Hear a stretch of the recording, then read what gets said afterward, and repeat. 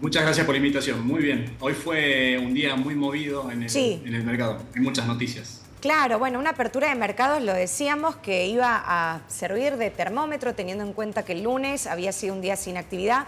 ¿Cómo reciben los mercados a Javier Milei? Sobre todo lo pudimos ver ayer con respecto a la bolsa de Nueva York, por ejemplo. Ayer las acciones subieron mucho. Si bien fue feriado en Argentina, en Estados Unidos tuvo un día normal. Subieron hasta 40% las acciones de YPF. El dólar estuvo bastante calmo. Si bien tuvo picos, el dólar cripto estuvo bastante estable. Incluso hoy abrió muy estable, pero al final de la rueda empezó a aumentar. Y terminó casi a, bueno, como mostraron recién, ¿no? Casi a 1100 para la venta. Ahora, Nicolás, los mercados, o digo, la economía en general, a nivel internacional, ya no para centrarnos solamente en Latinoamérica, ¿prefiere una figura con las ideologías o la política que plantea hacia el exterior de Javier Milei con respecto a lo que se podía esperar del peronismo, por ejemplo?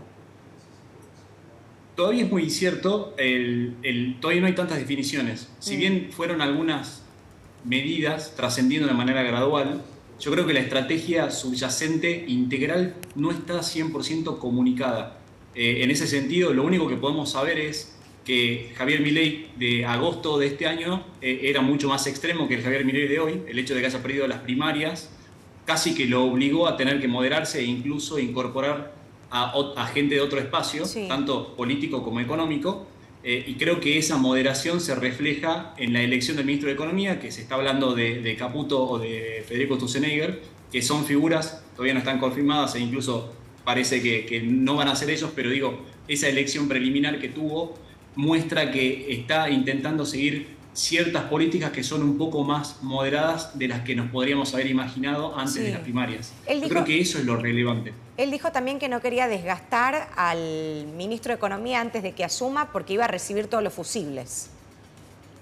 Es exactamente, el punto de partida económico es muy adverso, cómo Mm, está recibiendo la economía, no le da espacio para tomar gradualismos en muchas cosas, especialmente en lo que tiene que ver con el dólar y en lo que tiene que ver con los subsidios, las tarifas, que tiene que ver con todo lo fiscal, ¿no? Entonces, hasta ahora la señal que ha dado es que va a hacer ciertas medidas impopulares, va a dejar flotar el dólar y va a ajustar el déficit fiscal, lo va a llevar a un superávit y eso implica que va a tener que tomar medidas impopulares. Esas medidas impopulares siempre impactan negativamente en el ministro de Economía que esté en ese momento. Ahora, Nicolás, con respecto a la transición de gobierno, porque digo, hasta llegar al 10 de diciembre va a correr mucha agua bajo el puente.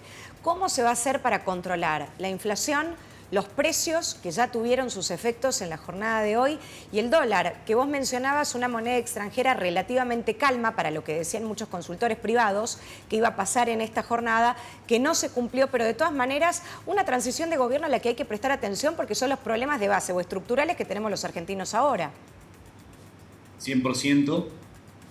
Por ejemplo, el nivel del dólar hoy va a depender mucho más del miedo del mercado y del público en general, y ese miedo va a estar atado a la incertidumbre que demuestre Javier Milei con las comunicaciones que haga. Es decir, esta transición va a ser por el oficialismo llevada de una manera de status quo, va a mantener todo lo más estable que pueda, pero Javier Milei va a tener que comunicar ciertas cosas para traer el karma al mercado. Si Javier Milei no comunica de manera asertiva qué es lo que va a hacer, va a generar incertidumbre y eso va a traer volatilidad. Entonces, es importantísimo que pueda dar a entender cuál es la situación y cuál es el plan, y de que ese plan es consistente y ejecutable para que el mercado se mantenga calmo. ¿Vos creés que el viaje a Nueva York que ha anunciado tiene que ver con eso también, de buscar esta calma en los mercados y bajar el nivel de incertidumbre?